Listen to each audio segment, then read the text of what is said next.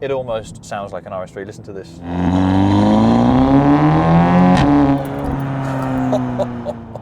It is ridiculously quick.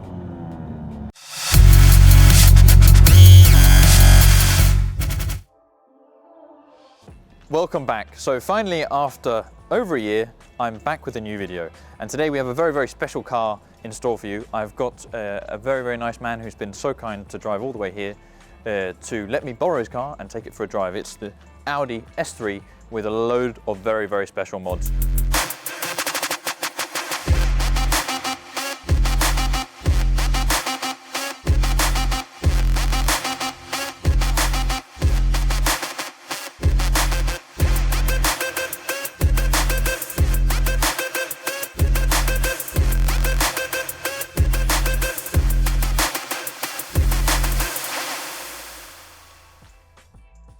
So before we jump in and go for a drive, let's just go around the car for a quick walk and talk about all the mods that have been done to it.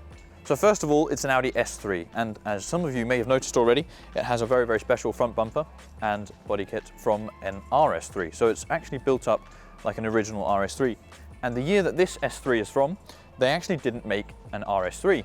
So that means the front bumper had to be cut off here and put together with another original S3 bumper to make it fit with the arches and fit with the rest of the car. So it's been a massive project to be able to build this, and I think it's turned out absolutely incredible.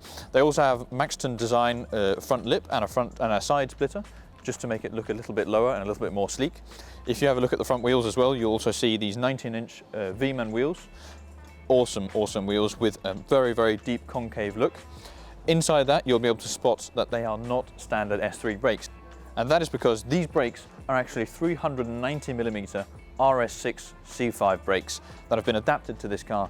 And the fit was so tight with these wheels that they actually had to just file a little tiny bit off the caliper to make sure that it fit perfectly with the wheels. So I think it's an awesome job all round. As you can see, nothing has been spared on this car. Every single detail has been thought about, all the way to the dynamic rear lights, also standard RS3 equipment, and dynamic indicator lights in the wing mirrors. I think it's a fantastic build where every detail has really been thought of.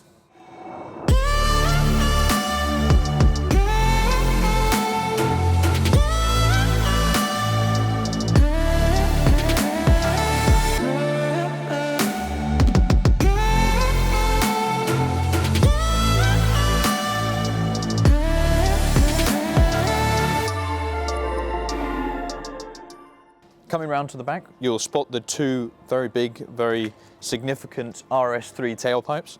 And again, this is an S3, not an RS3. So this is actually a full RS3 system all the way up to the downpipe.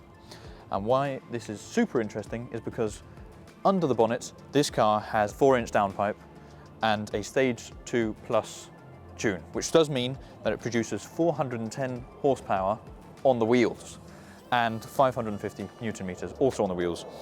So without further ado, I think we need to hear exactly what it sounds like and also go for a drive with the owner, who's called Mark, who's just hiding over there.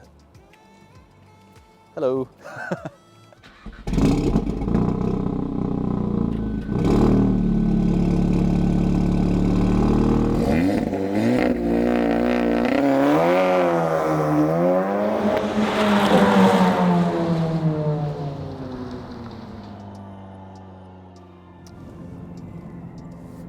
So now we've jumped in. Mark has been so kind to give me the keys to his awesome, well, I keep saying RS3 because it feels like an RS3, but it's actually an S3 built basically like an RS3.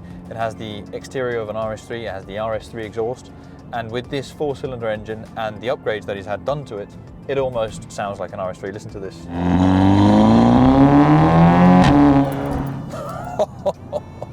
It is ridiculously quick. It's so difficult to explain on camera, and it's so difficult to explain with words. It has basically no turbo lag. It has the traction from a 4-wheel drive system. It has the super quick DSG gearbox, but I can't understand how well this engine works.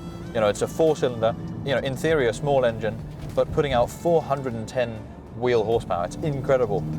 Third gear. Oh my goodness, it's so quick. I wasn't even close to redline. It's so fast. It's so difficult to explain. Let's try a second gear pull here. 3,000 RPM.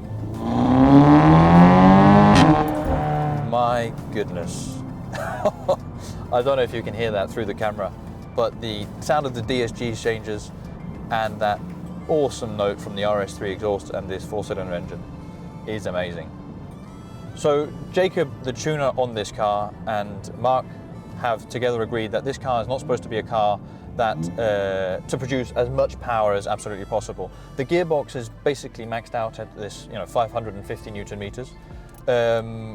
But the whole point was also to create a flat curve on the performance. So I've driven other tuned cars, and I think often I feel that they have a lot of Newton meters that kick in to begin with, and then they sort of drop off a little bit. Whereas this feels like it just pulls so smoothly throughout the rev range. And I think that's an awesome feature and a fantastic bit of work by Jacob and also yourself, Mark. So it's been, yeah, it's a very special thing to try and drive. It's a tuned car that feels like it's made like this from the factory, basically. It's built really, really well, and you can feel it when you drive it. It's also been lowered 20 millimeters with H&R springs, so it sits just a little bit lower, and it is a little bit bouncy. But I like cars very stiff and down to the ground, hunkered down. So I really enjoy it. Sometimes you can go so low that the car's basically you almost feel like you're scraping your bum on the asphalt. So I think this is a great in between, because it also allows this car to squat a little bit under acceleration, but still not roll around too much in corners. So I think this is a really good compromise. But I need to just try again. Let's just go down a gear. Let's go down to first. 4,000 RPM. Oh my goodness. I cannot believe how fast it is. It's incredible. This has got to be one of my favorite cars I've ever driven. Awesome machine. Thank you again, Mark. It's been a real pleasure. Yeah, it's been awesome. It's been my pleasure. Thank you. So I will, I hope you guys have enjoyed this video. What an exceptional car. I've really enjoyed having a walk around it. Also hearing Mark's story about the car, owning it for 2 years, going through this whole process of building it, and also now, of course, having a drive in it. Lucky me. So if you haven't already, please do hit that subscribe button. And if you like the video, please do like the video. I will see you guys very soon. Thanks for watching. Ciao.